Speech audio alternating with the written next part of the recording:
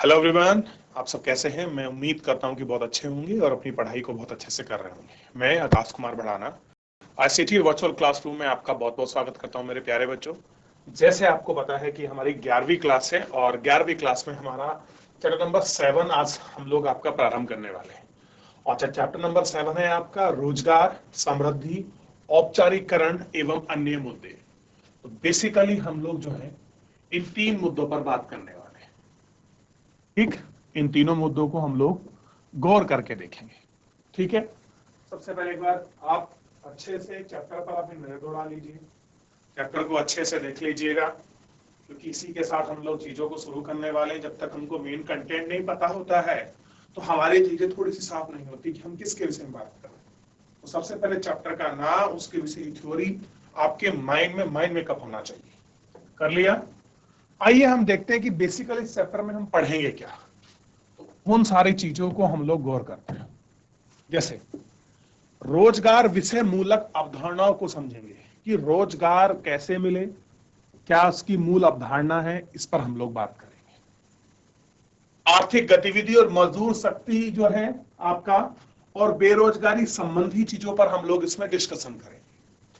दूसरा पॉइंट है विभिन्न क्षेत्रों की आर्थिक गतिविधि, पुरुष और महिलाओं की भागीदारी जो है उससे परिचित होंगे और उन चीजों को बढ़ाएंगे।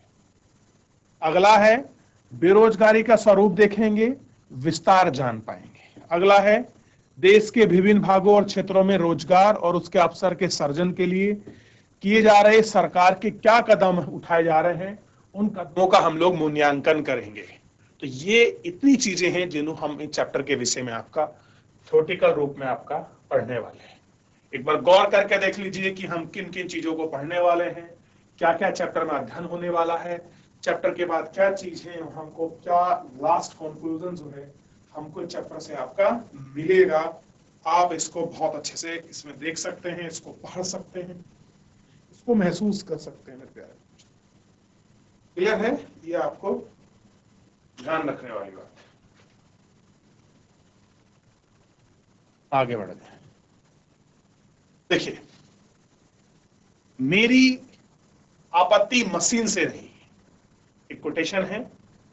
क्या कह रहे हैं कि मेरी आपत्ति मशीन से नहीं है, मशीन के प्रति सनक को लेकर है। क्या है? मशीन को लेकर, सनक को लेकर है। सनक मतलब होती है जिदपन, और अड़ने को हम लोग सनक बोलते हैं। इस सनक का नाम श्रम का बचत करने वाली मशीन है।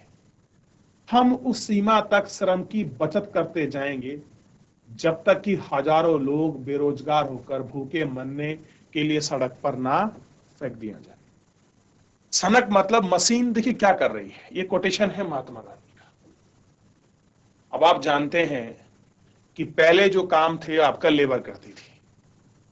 जब लेबर करती थी तो एक व्यक्ति अगर कोई काम कर रहा है घर से, तो वो आपका शारीरिक श्रम देगा चाहे बौद्धिक श्रम दे रहा है, यानी कि वो व्यक्ति किसी प्रकार की जॉब कर रहा है।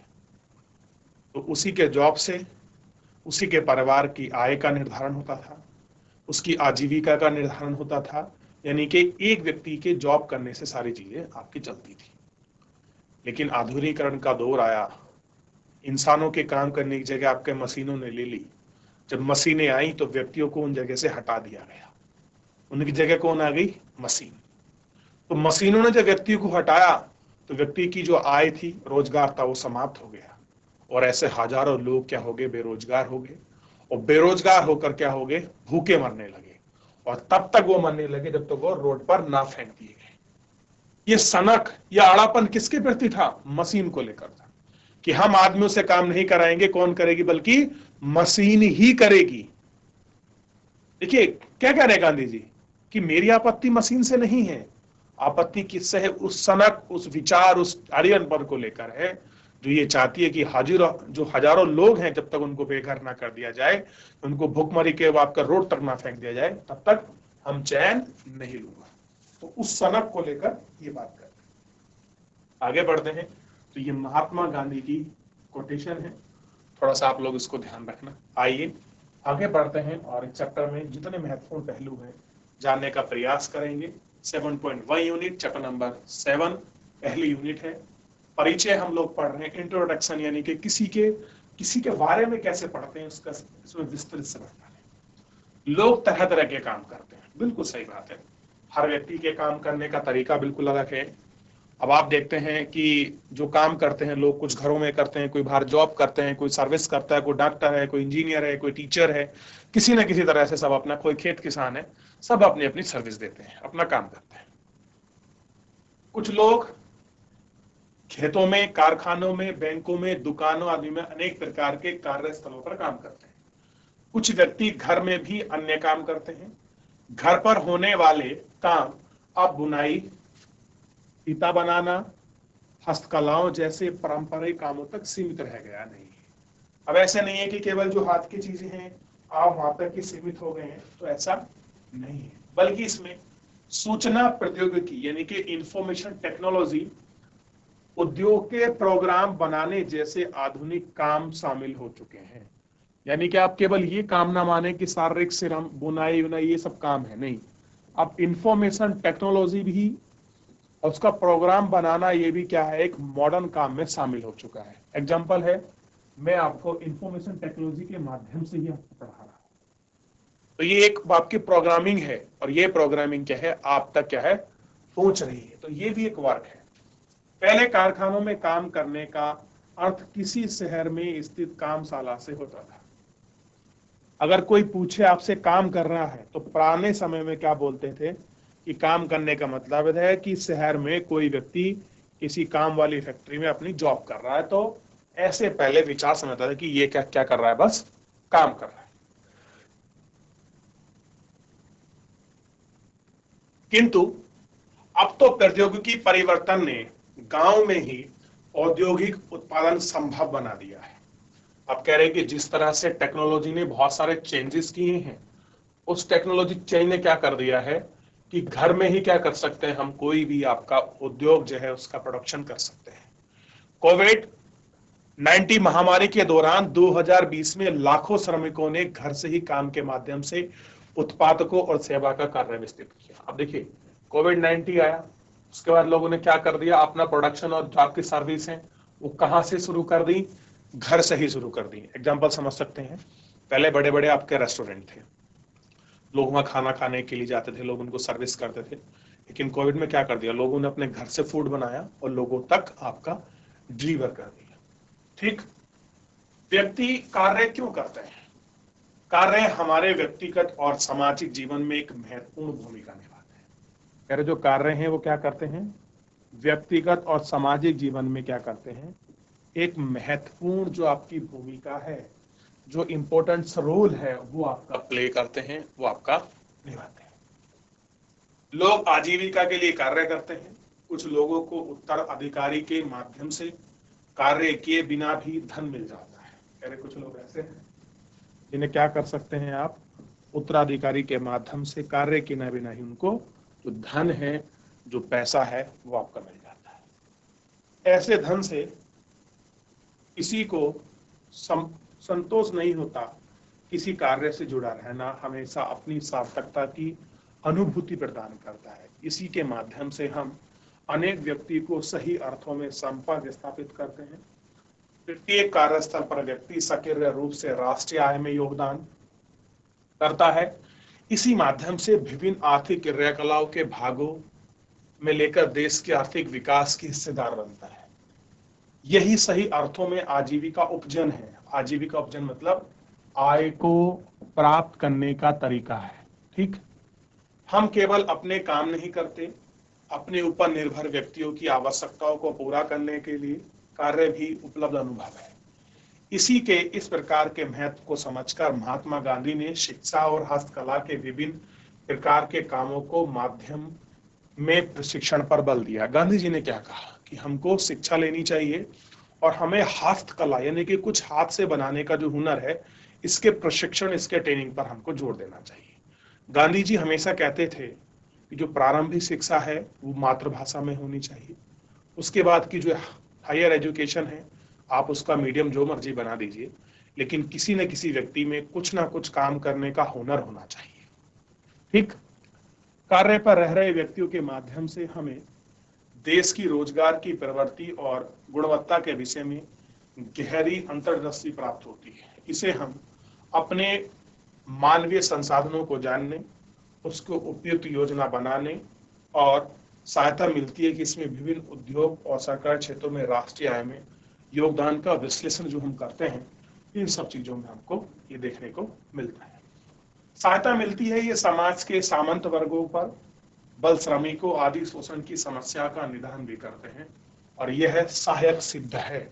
और कह रहे हैं इन्हीं चीजों के माध्यम से हम लोग इन सबको आपका प्रूव भी करते हैं, जो बिल्कुल क्या है, सहायक सिद्ध है।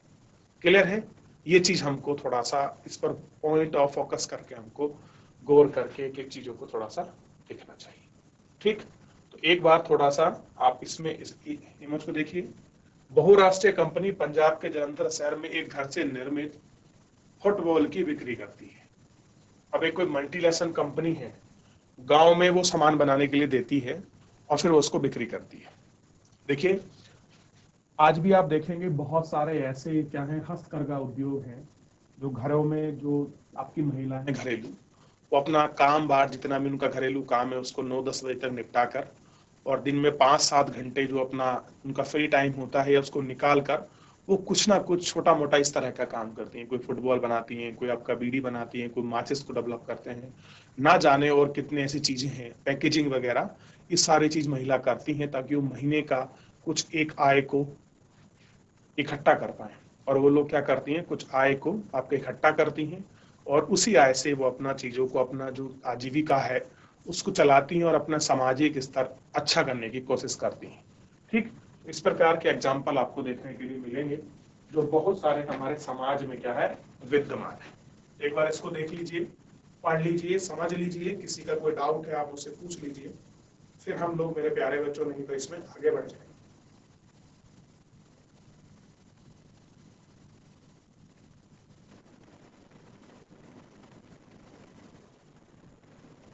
देख लिया आप लोगों ने? कोई डाउट किसी का?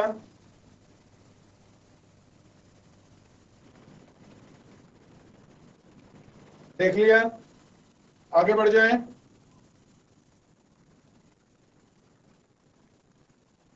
देखिए श्रमिक और रोजगार के बीच का थोड़ा डिफरेंस हम लोग देख लेते हैं। श्रमिक कौन है? जो किसी के यहाँ सेवा करता है, अपनी सर्विस देता है, वो श्रमिक है। श्रमिक आपका शारीरिक रूप से भी हो सकता है और बौद्धिक यानी कि दिमाग के रूप से भी हो सकता है। क्लियर है? आइए, रोजगार का तो आप जानते ही हैं, काम मिल जाए उसको रोजगार कहते हैं आम भाषा में। आइए देखते हैं रोजगार क्या है और श्रमिक कौन होता है। जब एक किसान खेतों में काम करता है तो वह खाद्यान्न और उद्योग के लिए कच्चे माल का उत्पादन करता है। यानी कि अगर कोई किसान अपने खेतों में कुछ उगा रहा है तो क्या कर रहा है, प्रोडक्शन के साथ साथ यानी कि खाद्यान्न खाने पीने की चीजों के साथ साथ वो रॉ मटेरियल भी आपका तैयार कर रहा है। किसके लिए? जो हमारी मैन्युफैक्चरिंग यूनिट है, जो हमारे उद्योग है उनके लिए। कपास के कपड़े के कारखाने और विद्युत घरों के कपड़े के रूप में धारण ले लेता है। गाड़ियां सामान एक स्थान से दूसरे स्थान तक पहुंचाती हैं। हम जानते हैं कि किसी देश में एक वर्ष के भीतर उत्पादित वस्तु और सेवाओं के मौद्रिक मूल्य को हम सकल घरेलू उत्पाद कहते हैं। यानी कि अब में जीडी की जो है आपका जीडीपी की परिभाषा को एक्सप्लेन किया गया है। क्या है? यहां से देखिए, किसी एक वर्ष में उत्पादित सभी वस्तुओं और सेवाओं के मौद्रिक मूल्य को क्या कहते हैं, आपका जीडीपी कहते हैं। क्या कहते हैं? Gross domestic product. यानी कि किसी देश में एक वर्ष के भीतर उत्पादित सभी वस्तु और सेवाओं के मौद्रिक यानी कि उनके रेट में, पैसों में अगर हम मूल्य बना लें उसको हम क्या कहेंगे, जीडीपी कहेंगे। एक बार इसको नोट कर लीजिए, सभी बच्चे लिख लीजिए, हाईलाइट कर लीजिए, ताकि आपको अगर मैं जीडीपी कुछ कहूं, जीडीपी से अगर मैं संबंधित बात करूं तो आपको बिल्कुल साफ हो जाना चाहिए कि सर क्या कह रहे हैं, किसी देश के अंतर्गत उत्पादित एक वर्ष में वस्तु और सेवाओं के मौद्रिक मूल्य की सर बात कर रहे हैं। क्लियर है? इतना आपको ध्यान देना चाहिए। हमें निर्यात के लिए प्राप्त होता है, आयात का मूल्य चुकाना पड़ता है। क्या कह रहे हैं? जो आयात है उसका मूल्य हमें चुकाना पड़ता है। इसमें हम देखते हैं कि किसी देश का नवल उपजन धनात्मक हो सकता है, यानी कि नेट जो प्रॉफिट है वो आपका पॉजिटिव हो सकता है। ठीक, यदि निर्यात का आयात की अपेक्षा अधिक है तो ऋणात्मक हो सकता है, यानी कि आपने चीजों को, अब देखिए आपने चीजों को मंगाया ज्यादा है, भेजा कम है, तो ऑब्वियस बात है कि आप निगेटिव में चले जाओगे। और आपने भेजा ज्यादा है सामान को, मंगाया कम है, तो ऑब्वियस आप प्रॉफिट में जाएंगे। ये सारी चीजें हैं। यदि आयात और निर्यात के मूल्य समान हो तो हम प्राप्त उपजनों का योग करते हैं, प्लस या माइनस, तो हम उस वर्ष के लिए सकल घरेलू उत्पाद जो है प्राप्त कर सकते हैं। हम लोग देख सकते हैं कि कौन सा सकल घरेलू उत्पाद का पार्ट है। सकल राष्ट्रीय उत्पाद में योगदान देने वाले सभी क्रियाकलापों को हम आर्थिक क्रिया कहते हैं। वे भी व्यक्ति को जो आर्थिक क्रियाकलाप में संलग्न है श्रमिक कहलाते हैं, चाहे वे उच्च या निम्न स्तर के किसी भी कार्य कर रहे हों। यदि हम कुछ लोग बीमारी या जख्म होने पर, शारीरिक कष्टों, खराब मौसम, त्योहार, सामाजिक उत्सवों के कारण अस्थायी रूप से काम पर नहीं जाते तो भी उन्हें श्रमिक ही माना जाता है। देखिए, आप किसी कारण से अगर काम पर भी नहीं जा रहे हैं तब भी आप क्या हैं, ये कारण है क्यों नहीं जा पा रहे हैं, लेकिन है क्या आप, तब भी आप श्रमिक ही हैं, एक लेबर ही हैं। आपको हमेशा उसी रूप में ही क्या करा जाएगा, आपको काउंट किया जाएगा। ठीक, अब देखिए इन कामों में लगे लोगों को श्रमिक ही माना जाता है। आमतौर पर हम ऐसा सोचते हैं कि जिन्हें काम के बदले नियोक्ता द्वारा कुछ भुगतान, यानी कि जिसने नियुक्त किया है, नियोक्ता द्वारा जो भुगतान किया जाता है उन्हें श्रमिक कहा जाता है। क्या कहा जाता है उनको? श्रमिक। मान लीजिए आपके घर पर किसी ने, आपने नियुक्त किया कि कोई व्यक्ति है हमारे घर पर खाना बनाएगा, हमारे घर का काम करेगा। ठीक, तो आप उसे नियुक्त करने के बदले में कुछ उसको वेतन, कुछ सैलरी आप दोगे। क्लियर है? तो वो क्या है, वही श्रम है। ठीक है, पर ऐसा नहीं है कि जो व्यक्ति स्वयं नियोजित होते हैं वे श्रमिक ही होते हैं। अब मान लीजिए आप कुछ काम कर रहे हैं, अपने घर में खुद खाना बना रहे हैं, तो क्या आप श्रमिक हो गए? नहीं, आप सेल्फ वर्किंग हैं, आप श्रमिक भी हो सकते हैं। ठीक, काम तो कर रहे हैं, ये आपको देखना है। अब देखिए, भारत में रोजगार की प्रगति बहुमुखी है। भारत में कहां कहां रोजगार मिल रहा है, इसके बहुमुखी है, यानी कि अलग अलग डायमेंशन में, अलग अलग चीजों में लोगों को रोजगार मिलता है, किसी एक पार्टिकुलर क्षेत्र में नहीं है। कुछ लोगों को वर्ष भर रोजगार प्राप्त होता है, तो कुछ लोगों को वर्ष के कुछ महीने ही रोजगार मिलता है। आप देखिए, कुछ तो लोग ऐसे हैं जो परमानेंट काम करते हैं, कुछ को केवल वर्षों में कुछ दिन काम मिलेगा, किसी को कुछ महीने में, और किसी को खास मौसम में। तो आप ये भी टाइप पढ़ेंगे, परिच्छन बेरोजगारी क्या है, क्लियर है, संरचनात्मक बेरोजगारी क्या है, मौसम बेरोजगारी क्या है, अवसंरचनात्मक की क्या कमी से कैसे बेरोजगारी, सब इसके टाइप है, इनको हम देखेंगे। ठीक है, अधिकांश मजदूरों को अपने कार्य की उचित मजदूरी नहीं मिलती। वैसे श्रमिकों की संख्या का अनुमान लगाते समय जितने भी व्यक्ति आर्थिक कार्य में लगे होते हैं उन सबको रोजगार लगे लोगों की श्रेणी में शामिल किया जाता है। आप विभिन्न आर्थिक क्रियाओं में लगे व्यक्तियों की संख्या जानने के उत्सुक होंगे कि आखिर में कौन से क्षेत्र में कितने व्यक्ति लगे हैं, इसको जानने की आपको उत्सुकता होगी। तो एक बार छोटा सा मैं ये कहूंगा, क्योंकि चैप्टर शुरू हुआ है, मैं धीरे धीरे इसलिए पढ़ा रहा हूं कि अगर कुछ पूछना है, वो चीज समझ नहीं आ रही मेरे प्यारे बच्चों, आप चैप्टर के साथ साथ आप मुझसे पूछ सकते हैं। किसी का कोई डाउट है, किसी कोई क्वेरी है, कोई क्वेश्चन है, तो मुझसे पूछ लीजिए आप।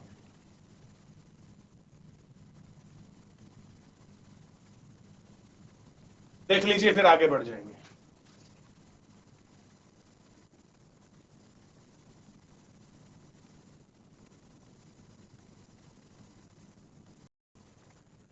लेकिन मैं ही कहूंगा आप चीजों को बड़े फोकस करके पढ़ें। आइए बात करते हैं वर्ष 2017-18 में। देखिए, ये जो कुछ डाटे होते हैं ना, ये आपके पुराने लिए जाते हैं। वर्तमान पर क्योंकि किताबें आपका संस्करण होती हैं, तो इससे पहले आपका 13-14 का लिया गया होगा, लेकिन नया संस्करण है तो 15-16, और अगले सीजन में आपको शायद जब नई बुक एडिशन होगा तो उसमें आपको 20-21 मिल जाएगी, कुछ ऐसा। तो देखिए वर्ष 2017-18 में भारत के कुल श्रमिक शक्ति का आकार 471 मिलियन आंकड़ा पार कर चुका था। कितना था? इतना मिलियन हमारे पास क्या था, लगभग टोटल क्या था भारत में लेबर पावर थी, इतने बिलियन की, लगभग 47 करोड़ की। ऐसे देखिए, क्योंकि देश के अधिकांश लोग ग्रामीण क्षेत्रों में निवास करते हैं। अब देखिए जितने भी लोग हैं वो कहाँ हैं, उनका अधिकतर स्थान क्षेत्र आपका ग्रामीण एरिया, गांव में निवास करते हैं, इसलिए ग्रामीण श्रम बल का अनुपात भी शहरी श्रम बल से कहीं अधिक होगा। बिल्कुल सही बात है, शहर के तुलना में किसका अधिक होगा? गांव वालों का अधिक होगा, क्योंकि वहां लेबर पावर ज्यादा है। इन 471 मिलियन श्रमिकों में दो तिहाई का मतलब 2/3। अब आप ऐसे निकाल लीजिए 471 गुणा 2/3, आप निकालेंगे तो पता लग जाएगा कि ये नंबर ऐसे निकालते हैं, 2/3 लिखा है, 2/3। भारत की श्रमिक शक्ति में पुरुष बहुलकता है, यानी कि अगर हम लेबर पावर की बात करें भारत में तो उसमें पुरुष सबसे ज्यादा काम करने वाले हैं। ठीक, श्रम बल में लगभग 70% कौन काम करते हैं? पुरुष। और शेष में कौन काम करते हैं? या तो महिला करती हैं या छोटे बच्चे करते हैं। यानी कि आप ये समझिए, थोड़ा सा यहां ध्यान दीजिए, स्पेस खाली है इसलिए मैं आपको बता रहा हूं। मान लीजिए 100% अगर हमारी लेबर पावर है तो 100% की इस लेबर पावर के अंतर्गत आप देख सकते हैं 70% कौन है? पुरुष है जो काम कर रहे हैं, और 30% जो आपके बचे हैं। इस 30% में दो पार्ट है, एक है महिला पार्ट और दूसरा है आपका ऐसे बच्चे जो क्या नहीं है, वयस्क नहीं है, और वो अपने माता पिता की मदद कराने के लिए या उनकी आर्थिक स्थिति अच्छी नहीं है वो काम करते हैं। यानी कि 30% में महिला प्लस बच्चे शामिल है लेबर पावर में। 70% कौन है? पुरुष है। ये कंडीशन है भारत की। आप भी अपने गांव में पास पड़ोस में देखते होंगे, जब भी कोई काम होता है किसी प्रकार दाढ़ी मजदूरी का, खेत किसान का, तो पुरुष के साथ साथ महिला और कुछ छोटे बच्चे भी काम करने के लिए जाते हैं। ये उसी के चीजों को डाटा मिलकर हमको रूप में आंकड़े बोलते हैं, बेसिकली हमको मिलते हैं कि क्या कंडीशन है। आपसे पूछ ले कि भारत की लेबर पावर में कितना % योगदान आपके बच्चे और महिला करते हैं, तो आप सीधा कहेंगे 30% करते हैं। और ये चीज अगर आपकी विश्व में पूछ ले, आपकी चाइना में पूछ ले, तो डाटा बदल जाएगा। यही चीज आपको ध्यान रखनी होती है, और यही तार्किक है। लॉजिकल क्वेश्चन यहां से ही पूछते हैं। कोई आपके सामने तैयारी करने वाला मिल जाए और वो आपके जीडीपी पे, आपके रोजगार पर कुछ आपके सामने डिस्कशन करने लग जाए, आप उसे सिंपल पूछ ले, मुझे बता दीजिए कि ये फाइनेंशियल ईयर है, कोई भी एक्शन मान लीजिए अप्रोक्सीमेट, क्योंकि जो भी चीजें आती हैं आपके लगभग में आती है, तो आप हमें बता दीजिए कि आपकी महिला और पुरुष के बीच कितना डिफरेंस है काम करने में, लेबर पावर में। तो इसलिए मैं कहता हूं फोकस करके पढ़िए, ध्यान से पढ़िए, ताकि हर एक स्टेप बाय स्टेप चीजें आपको क्लियर हो। ठीक, आगे बढ़ते।